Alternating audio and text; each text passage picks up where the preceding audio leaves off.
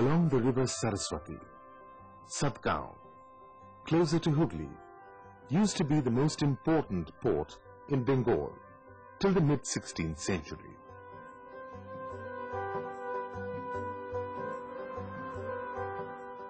Bengal had trade contacts with Burma, the Malay Peninsula and Sumatra.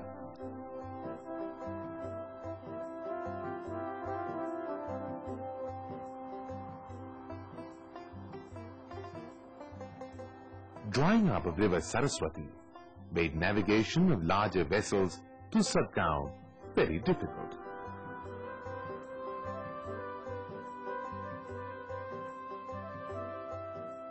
Sadgaon lost its prominence.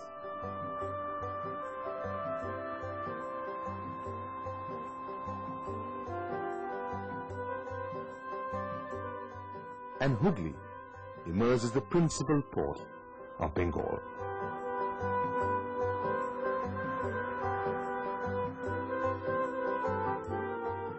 The story of European trade in Bengal started with the Portuguese. Their first factory was established in 1580 at Hooghly.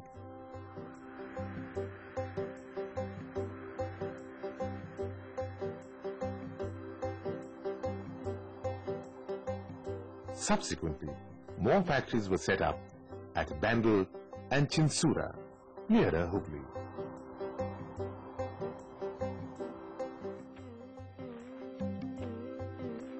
We are now at Hooghly, and this is the place which once Portuguese merchants and ships dominated.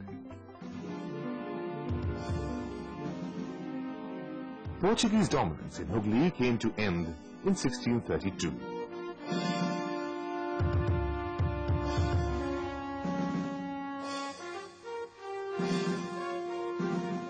The Mughal Emperor Shah Jahan, being fed up with the lawless behavior of the Portuguese, launched an attack on them.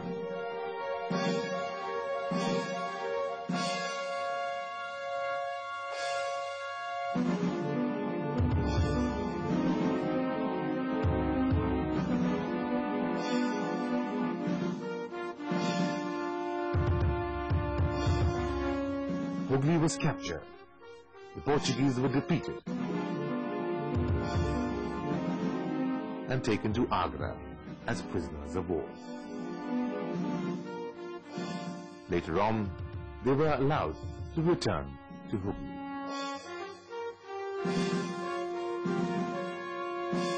But the Portuguese lost their monopoly of trade over Hooghly.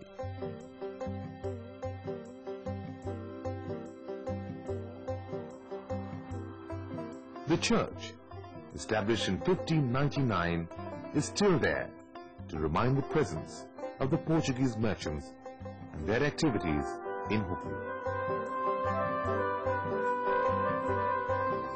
The Dutch followed the Portuguese. In 1635, the first Dutch factory was established in Hooghly. From Hooghly they spread to Chinsura, Qasim Bazar and Dhaka.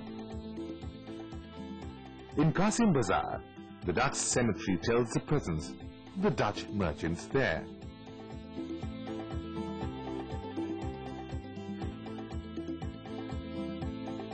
Even today, the cemetery carries various myths among the local population about the Dutch trade.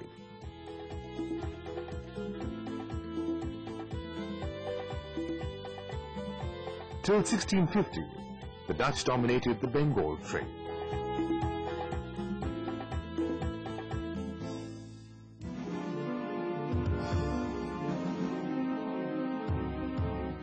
After that, they lost the Bengal trade to the English.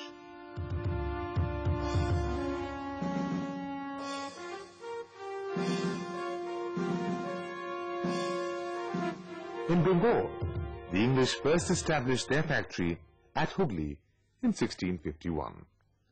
From Hooghly they moved on to Kolkata.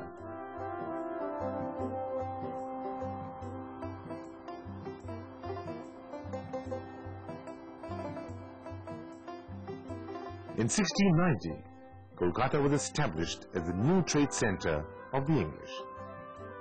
Kolkata was much nearer to the sea.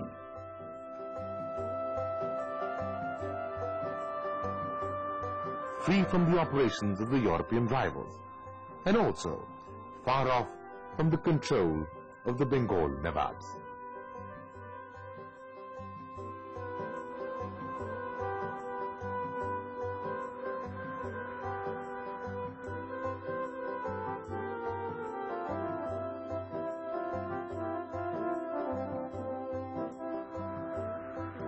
In 1717, armed with the Mughal Emperor Farrukh Siyar's firman, the English East India Company virtually monopolized the trade and commerce of Bengal. We are now moving towards Chandanagar, the French colony, situated on the side of the river Hooghly. Efforts of the French to establish contact with Bengal started from 1670s, and in the 1690s they were allowed to build houses and factories at Chandanagar. Walking along the streets of Chandanagar, we find a number of buildings built by the French in the 19th century. These historical buildings are till today carrying the legacy of the French rule over Chandanagar.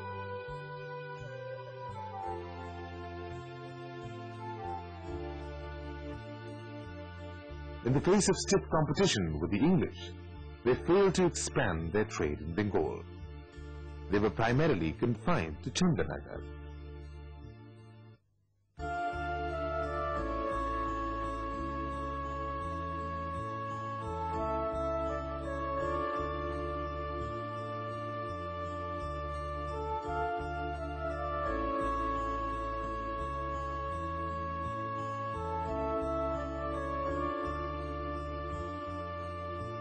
The Danes also tried to build a factory on the banks of the Hooghly.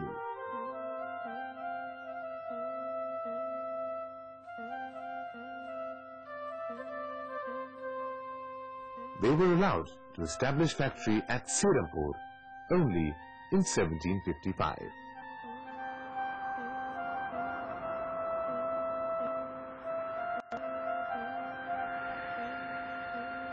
The Danes also could not expand beyond Serampur. The Danish legacy at Serampur is survived through many historical buildings. The Danish legacy at Serampur is survived through many historical buildings.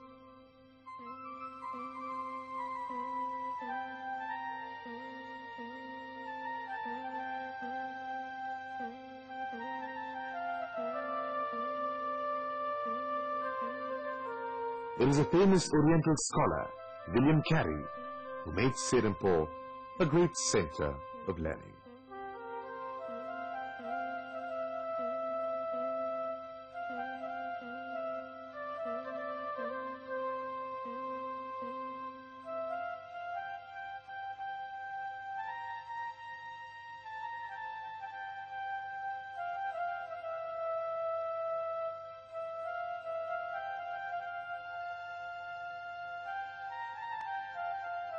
Thus, starting from the 16th century with the Portuguese, till the mid-18th century, when the English East India Company was able to establish its exclusive control over the Bengal trade, we find that various European companies were in the run for making fortunes by controlling the Bengal trade.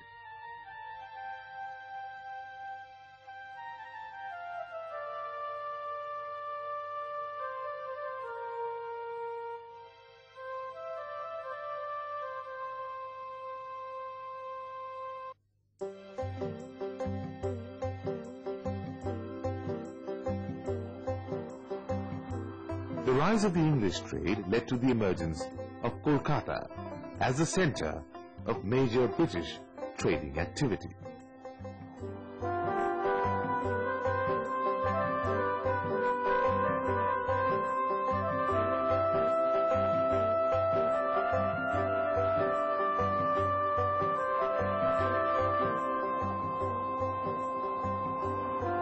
New port, new market, new buildings all speak about the growing importance of Kolkata as a hub of British trade and commerce in Bengal.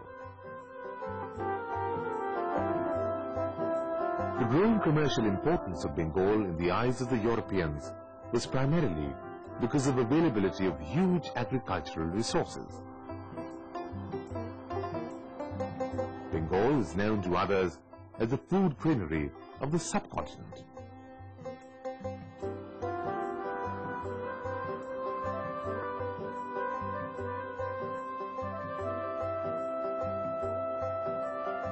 Besides rice, sugar, betel nut and jute were the most important agricultural commodities.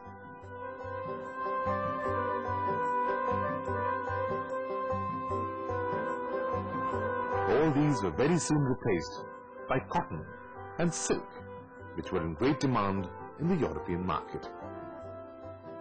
Kazim Bazar was known as the silk emporium of Bengal. All these goods used to be collected from different parts of Bengal and then through Hooghly and Kolkata were shipped to other countries. How then was this trade organized?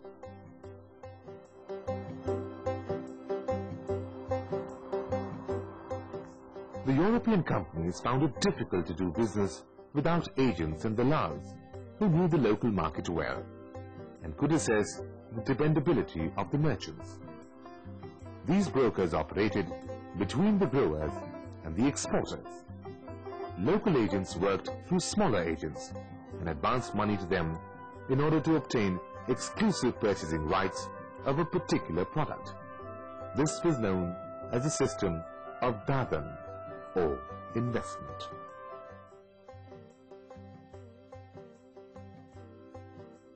The other way of reaching to the actual cultivator was through pikers or middlemen. Pikers procured the goods from weekly markets, the hats, and then they took these to the main markets. There the agents of the companies procured the merchandise. Participation of the local traders was not only as agents or pikers, they were independent local merchants also, like the house of Jagat Seths, Omi Chand, etc.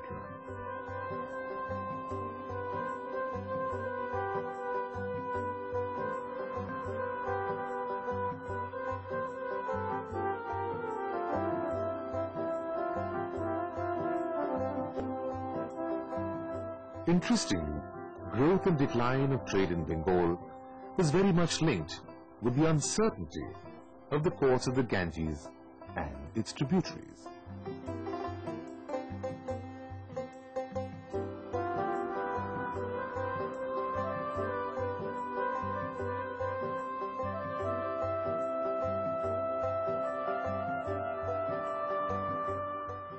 The silting up of the riverbeds made navigation difficult for larger vessels.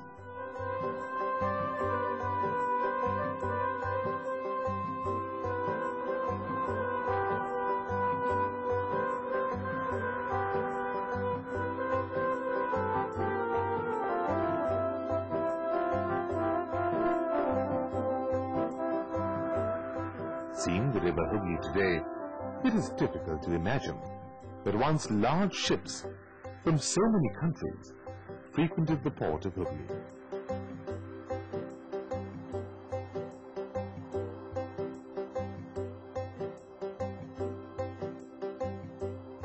Even the Kolkata port, which replaced Hooghly as the major port during the British time, today no longer enjoys that importance.